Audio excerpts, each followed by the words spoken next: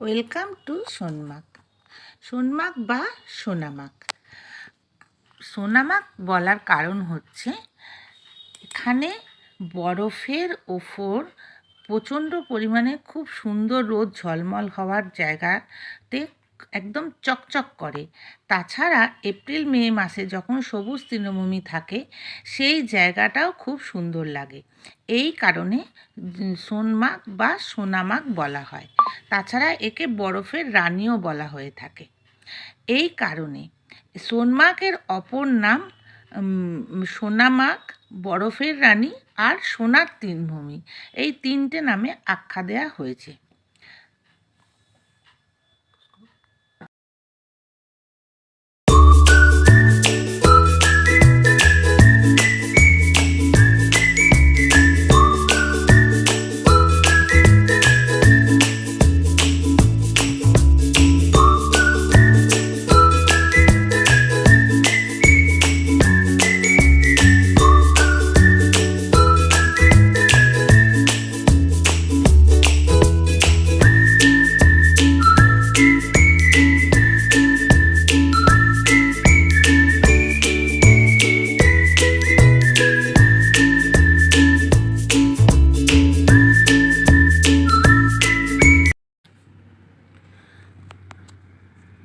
আমরা শ্রীনগর থেকে বেরিয়ে পড়লাম, রেডি হয়ে ব্রেকফাস্ট সেরে বেরিয়ে পড়লাম সোনমার্গের উদ্দেশ্যে।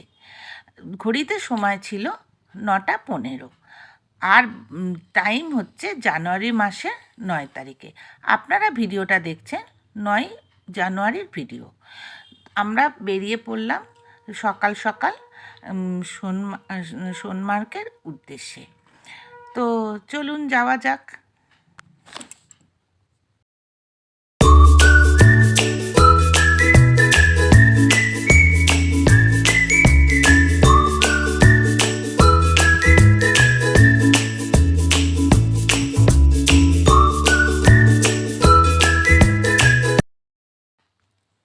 শ্রীনগর থেকে সোনমার্গের দূরত্ব 80 কিলোমিটার।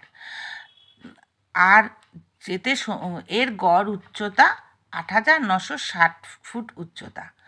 আর এতে যেতে সময় লাগবে 2 থেকে 3 ঘন্টা।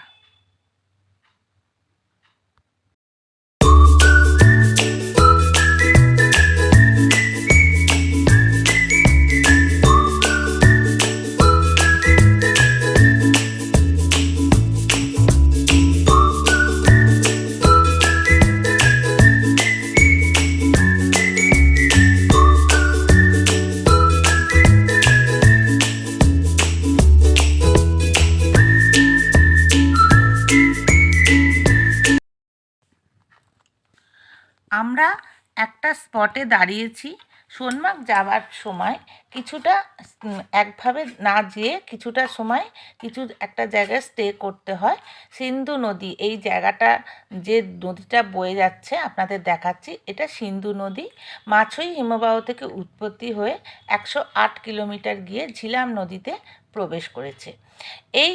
এখানে টয়লেটের ব্যবস্থা আছে, ছোটোখাটো রেস্টুরেন্ট টাইপের আছে, চা কফি ম্যাগি খাওয়ার মতো।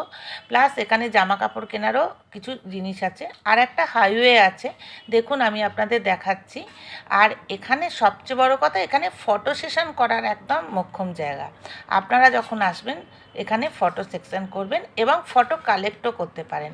এখানে দারুণ সুন্দর সুন্দর ফটো কালেক্ট করা যায়। তারপর আবার আমরা চলতে লাগলাম। সবচেয়ে বড় আকর্ষণ সোনমার্গ টানেল। দেখুন আমি ভিতরটা আপনাদের দেখাচ্ছি, টানেলের ভিতরটা কত সুন্দর লাগছে।